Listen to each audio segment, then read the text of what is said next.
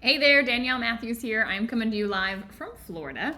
And if you are new to my content, I help people that are on a healing journey to use their darkest moments as stepping stones for growth. And today is Monday. It's a book club day. Every Monday at noon Eastern Time, where I live, we have book club. And we have been discussing Dr. Wayne Dyer's work.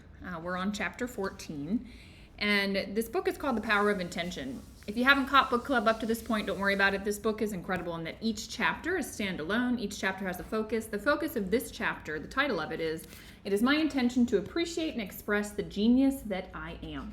And in this entire conversation through chapter 14, basically he's showing to us that each of us is connected to the infinite. We're connected to the power of intention, and we, in fact, can bring this genius out. So for those of you in book club, let me know as you join so we can get started today. And I'm really excited. I think this, as always with his work, it gets me thinking in a different way. Hey, Peg. Good to see you. But his work always gets me just going a little bit deeper. And the quote that he used to start the chapter was, "Everyone is born a genius, but the process of living de-geniuses them." Morning. Good to see you. I hope the weather's nice in Lakewood. Awesome. Looks like Larry's over here with us on Facebook, and Juliet. Hello, hello. I had some trouble with my internet this morning, so I am praying that it stays up for us and that we're fine. But what did you guys think about that quote? Everyone is born a genius, but the process of living de-geniuses us, or de-geniuses them. Why do you think that is? I have some thoughts about what happens, but I'm curious, why do you think that life has this impact on us and it actually pulls away, from us living in the genius that we are? Hey, Christy, good to see you. For me, I feel like it's a desire to fit in. I don't know about you, but I find this, I watch this in people, especially like think about when you're kids. You have this desire to be accepted, to be fit, to fit in with everybody.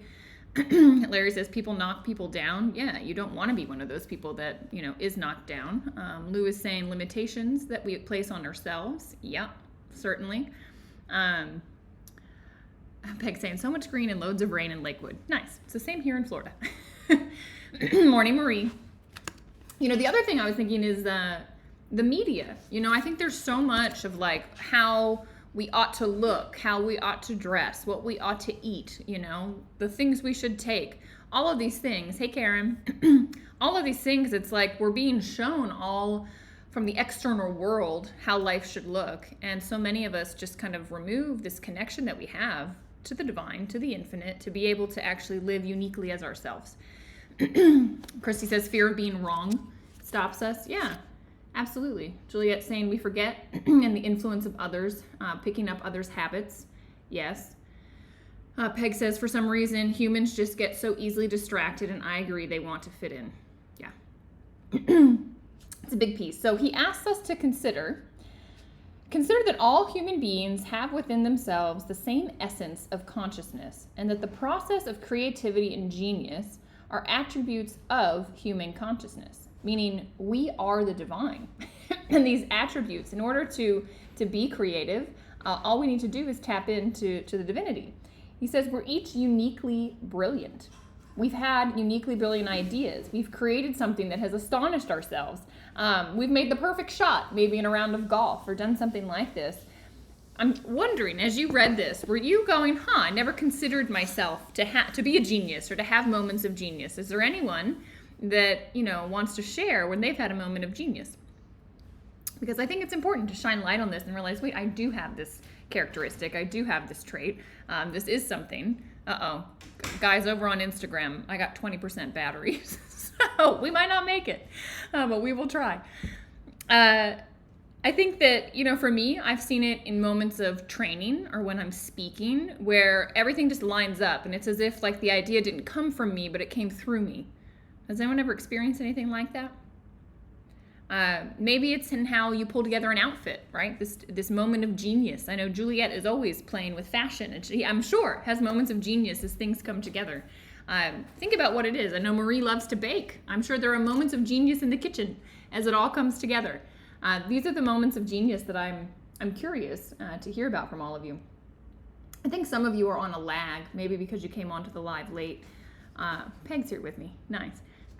So with that, let's dive into more. So he says that oftentimes, we see genius in others, the Einsteins of the world, right? Mozart, these people that have gotten a lot of publicity for what they've done. But what he says is, remember, they emanated from the same power of intention as you did. They have all shared the same life force animating them as you do. Your genius is in your very existence, awaiting the right circumstances to express itself. Remember that it's as if we're each a unique instrument, right, in the orchestra, and each of us is going to sound uniquely when we allow ourselves to do that. And it's like life is waiting, for you to realize the music that's inside of you and to let it go. Right? I'm never going to pull together the best, fashion outfit. It's not going to be me. That's something Juliet will do. With baking, I don't have the patience to sit in the kitchen all the time. I randomly get excited, but I know Marie does it all the time. Right? Think about things that you have and that you do in your gifts, because they are gifts of genius, and start highlighting them. He says basically genius is the ability to access high energy attractor patterns. It's not a personality characteristic. I've never thought about genius this way. I thought, there's just some genius in the world. Like Elon Musk, to me, the man's a genius. But he just has allowed himself to access these higher attractor patterns. Peg says in nature and in doing creative projects, she can really connect more directly to source. Yeah, absolutely. So he writes that the genius has always attributed his insights to some higher influence. So oftentimes, if you were to speak to someone that we call a genius, they say, I don't know where the ideas come from. They just flow to me. They flow into me. I create the space for them and they've come. This is the beautiful thing. So don't look at it as, I wasn't born with it, so I can't have it. You were born with it, and you do have it within you. It's just you haven't opened it up to access that flow state. All right. He says, when you shift your thoughts, emotions, and life activities into these higher realms, and you deactivate the lower energies of the ego, the God force within you begins to take over. It's so automatic that it travels faster than your thoughts. Have you guys ever felt the flow state? Have you ever been in flow? It's amazing what happens. It's happened to me a couple of times.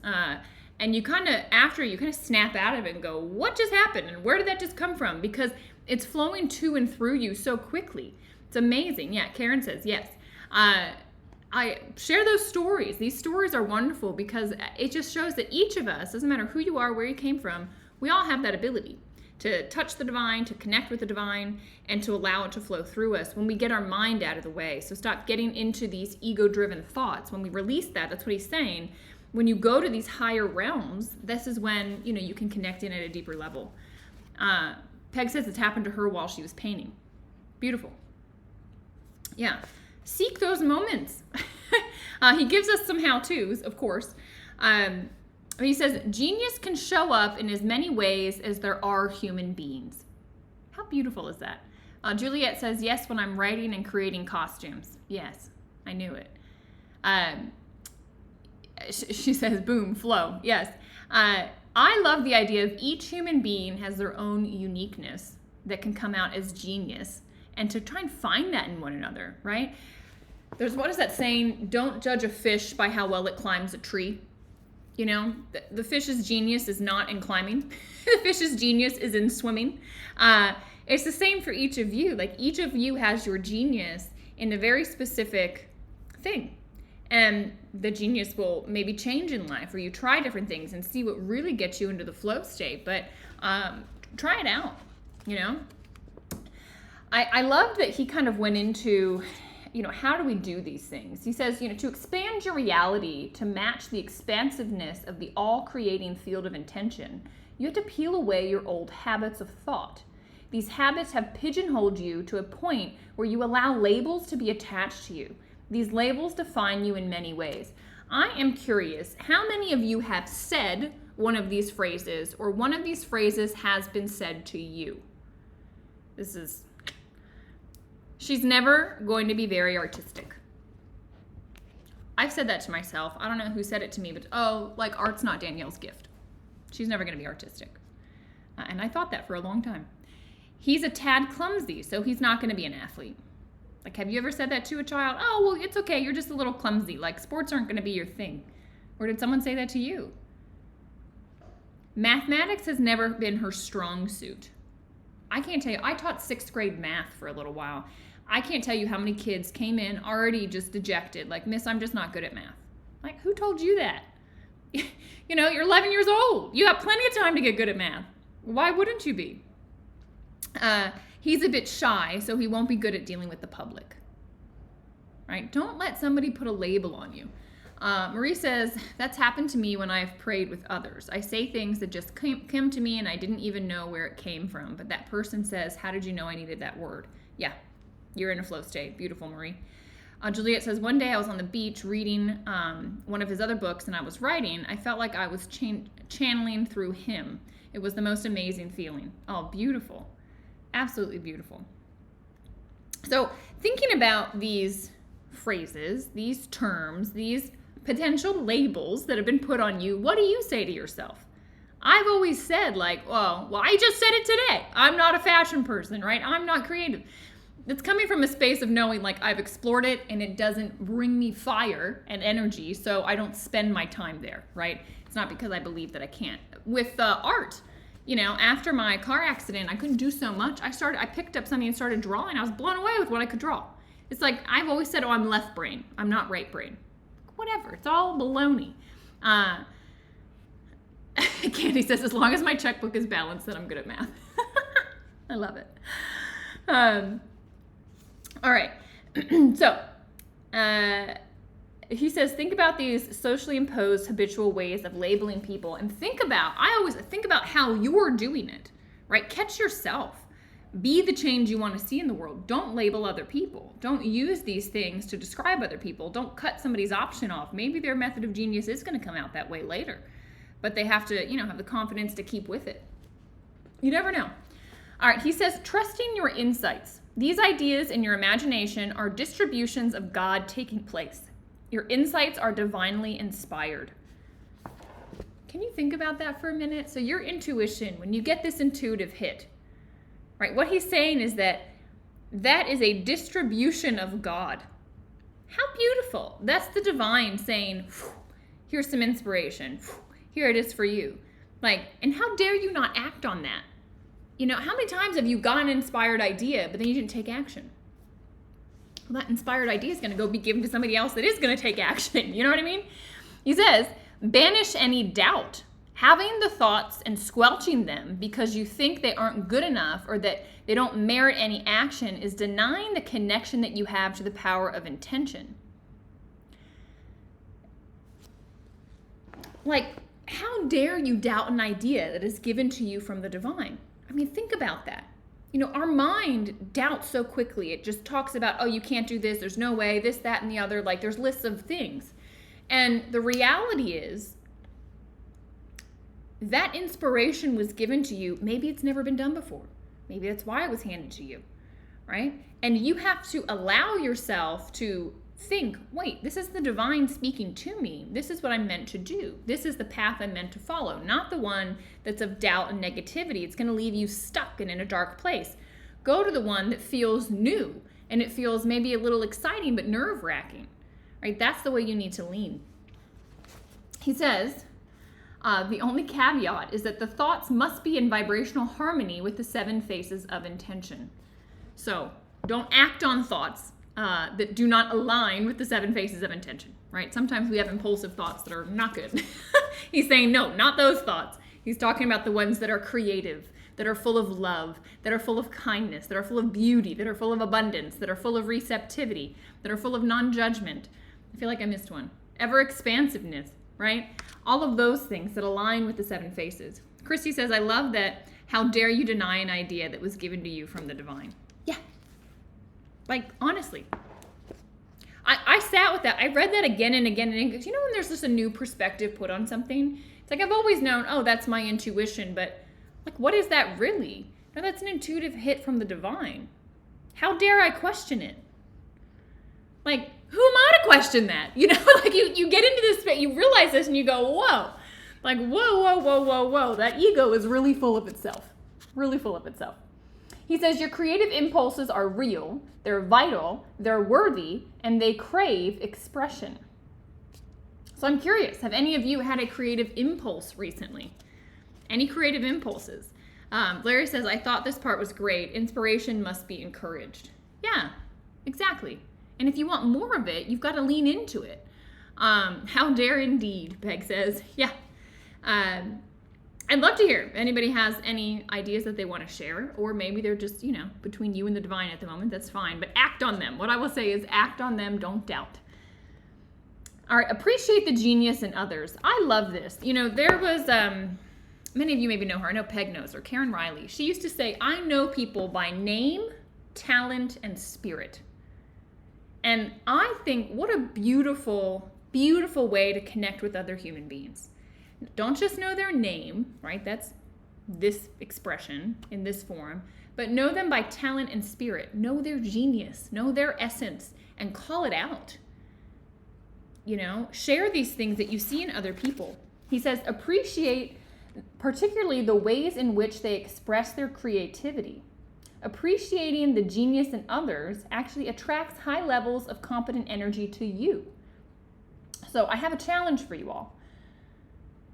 Who is one person that after we hang up here in 15 minutes, you can go and you can message them and just appreciate them for the genius that they have? Maybe it's somebody on this book club that you know. Something that you can say that is absolutely true. It's not forced. It's absolutely genuine. Someone that you appreciate the way they come to the table, the way they dress, the way they cook, the way they paint, the way they, make you feel. Who can you go message and let them know, I so appreciate this about you? That's what I want you to do today. So you can put the name in the chat. You can tag them if you want. You can do whatever you'd like. But put a 1 if you're willing to go do this. Picking one person to just go share what it is that you love about their genius. You can authentically say to them, I absolutely adore this about you. I'm so grateful that you show up in this world this way. Hey, every time you do this, it makes me smile. Whatever it is. Who's willing to do it? Marie's willing to do it. Wonderful. Absolutely wonderful. Peg's willing to do it. Good, good, good. I think some of you are on a little bit of delay, so I think I'm going to be getting some 1s later on. There we go. Juliet, Karen, Candy. Wonderful, wonderful, wonderful. All right, guys. Remember, that helps you, right? As you give what you want to receive, it's just a simple principle to follow. He gives ideas. Okay, so here we go. So if you need some ideas, he says, tell somebody you like how they dress. Tell them you like their little tattoo, that you like their signature, that you like their mannerisms, that you like their personality quirks. Appreciate their unique genius. All right. And then the next piece, which I thought was really profound, he said, genius and simplicity, uncomplicate your life. This hit home for me a lot. He says, genius thrives in a contemplative environment. How many of you just fill your day with things? Peg knows. She was my accountability partner. She's like, Danielle, you do more in a day than people do in like a week.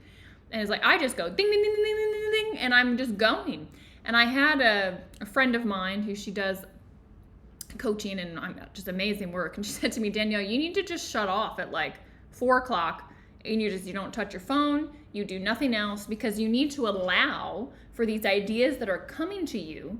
You need to allow for them to percolate. You need to create the space for something new to be born. If you're so busy with the current activities and everything that's going on, you're never going to be able to expand from that space. And it's like, whoa, because I used to be busy all the time. And so I just slowly started to remove things in the evening, in the afternoon, etc., so that I create that space for myself. And it's like so nice. And so hearing him talk about it just reconfirmed that for me. He says, an uncomplicated life with fewer intrusions tolerated in a simple setting allows your creative genius to surface and express itself. The simplicity establishes a link to the power of intention, and your genius will flourish. So that was part of the reason, I'm just speaking for myself, part of the reason I moved to the forest where I've moved. There's like not much around. Okay, you want to go be entertained, you got to drive like an hour and a half to go do something. It's very simple living out here, and I love it because it's just back to the basics, right? Enjoying a nice day outside, dealing with the yard, gardening, like going out for a swim in the springs, taking the dog on a walk in nature, like just taking away all this noise that is in our world these days and just cutting it out and saying, look, I don't need to be entertained. My ego mind doesn't need to be entertained by the external world. I'm going to create this space so that my intuition can get deeper, so that I can actually connect in to spirit, to the divine, and be able to bring more through. I want, like Dyer says, don't let your music die in you. Like, I want my music to start singing. So that was a choice I made, and it's made a big, big difference. It's been nearly a year and a half that I've been out here, and I love it. Now when I go into the city, I get a little overwhelmed. I'm like, whoa, there's too much going on. My body has been desensitized to it. So it's a lot for me. But that's just something that, all of us, like, what's one thing that you can just uncomplicate? What's one thing you could delegate? What's one thing that you could just stop doing that's not actually adding value to your life? Think about things that you can start to declutter. Maybe it's decluttering your space. We did that too. We recently just kind of went through, we reorganized how the house is. You'll notice my background's gonna be changing a bunch because we're trying to figure out where to have my desk. But, the space too. It's like your brain has to take in all this inputs. Clear your space. Clear your space. Karen says, I walk the dogs in a park every morning, becoming one with nature. Yeah, it's beautiful. And you probably notice it if you miss a day, right? It's just, you're like, wait a second. Let me get back to that. Peg says, you're definitely singing right now. Thanks, Peg. Thanks, Peg. All right, so he gave us our steps, as always. So let's review them. Let's figure out which step we're going to take action on.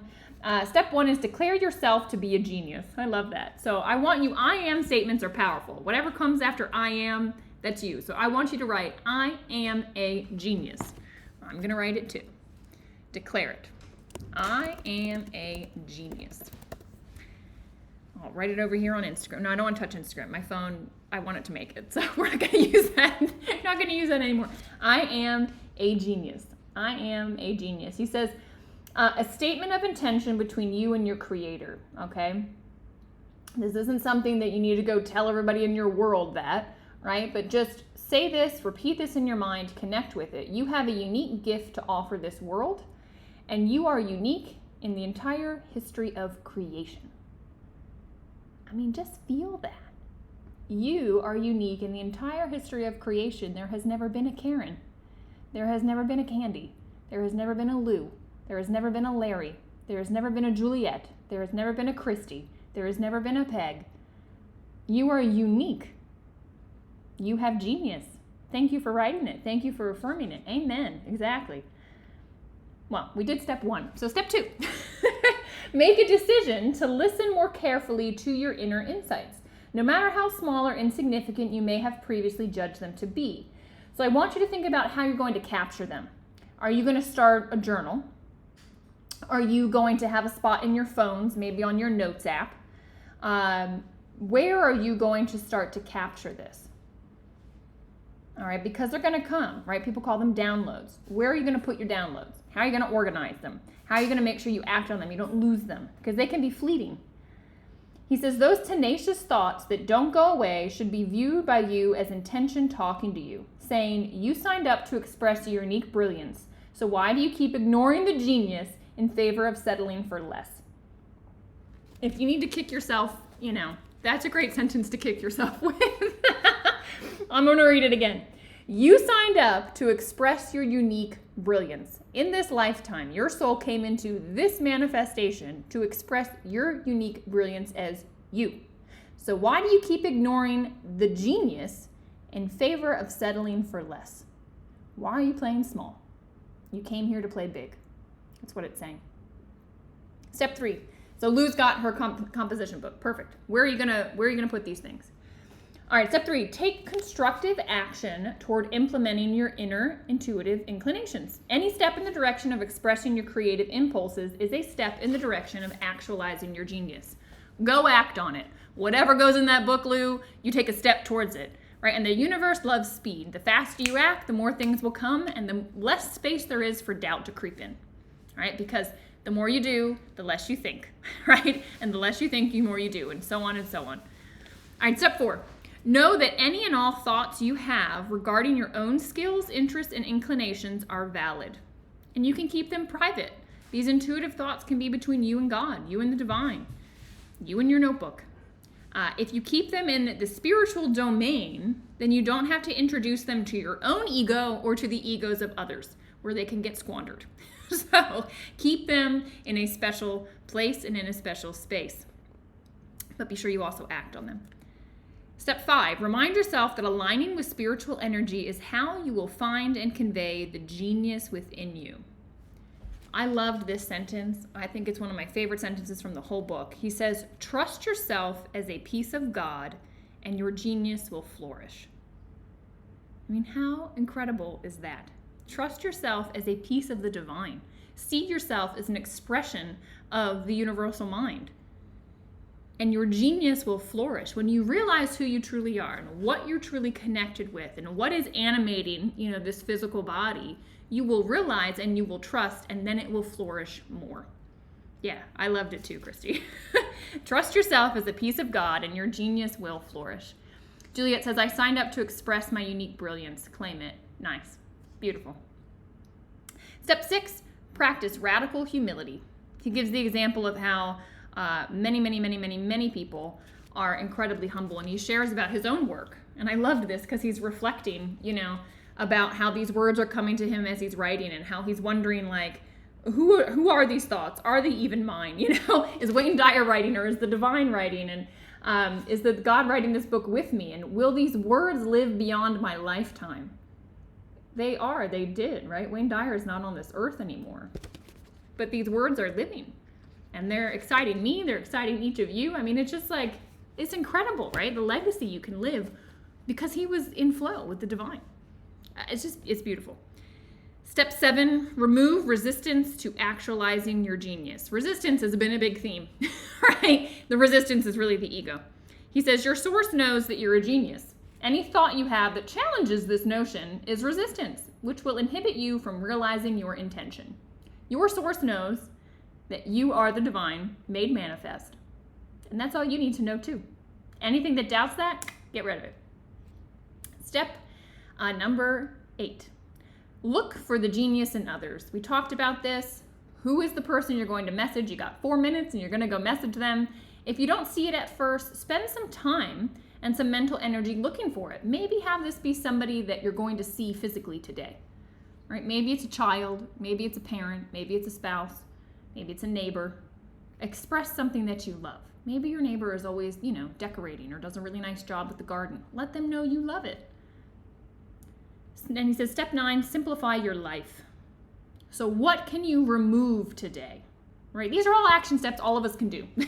Okay? What can you remove today? What are you going to remove? What can you take away that can simplify your life? He says, take the complications, the rules, the shoulds, the musts, the have-tos, and so on that are in your life. By uncomplicating your life and removing the trivial pursuits that occupy so much of it, you open a channel for the genius within you to emerge. What are the things you're feeling like I have to do, I must do, I should do? Get rid of some of them. And then, of course, step 10 is gratitude. Remain humble while staying in a state of gratitude. Those who attribute their inspiration and success to their ego soon lose this capacity as they allow the approval and attention of others to destroy them. Remain humble and grateful, and more of your genius will surface as you remain in a constant state of expansion. Absolutely beautiful. Guys, I can't believe it. We're on the last chapter, which we read first, but I think it's going to hit a little bit differently this time because we're a couple months into this book now. So chapter 15 is the last chapter. It's where we're going to finish off next week. And I put in the Telegram chat a poll to see if you guys wanted to keep book club going. It was an overwhelming yes. A couple people said, well, it depends on the book. Fair enough. So we will pick a book. I'm really liking Wayne Dyer's work. I'm almost thinking that we do another one of his to just like really solidify this in. Peg says Power versus Force. I know he's talked about that book a ton in here. It's a heavy book. That's a big book from what I recall, but maybe it'd be great for a book club to read together. So toss out ideas. Keep them coming. We'll look into all of them. We'll vote on it. It's not just going to be me that chooses. It'll be all of us that choose collectively. So let me know. Power versus Force has made it on the list, Peg. Change Your Thoughts, Change Your Life by Wayne Dyer. I think that's another one that has made it on the list. So let me know. You can just reply in Telegram to let me know any book ideas that you have. And we'll be back next week. We'll then figure out what book it's going to be. We'll maybe take a week off and start in August. I don't know. I have to look at a calendar, but it might make sense to start in August. And guys, let's expand the book club. So think about who you know that would enjoy something like this, that maybe felt weird jumping in the middle, and we can invite people to join book club, because I think the more people we have, the better. Hey, Stephanie, good to see you. Peg says, I 100% want to keep the book club. Yeah, me too. I love it. So yes, indeed. Keep this thing going. I think it's helping all of us, and what a way to start the week. So, all right, lots of love to each of you. Go get into action. Go reach out to that one person. Tell them the genius that you love about them. And I can't wait to hear how that goes. Put in the Telegram chat, if you have any feedback from doing that. And we will talk next week, guys. Bye.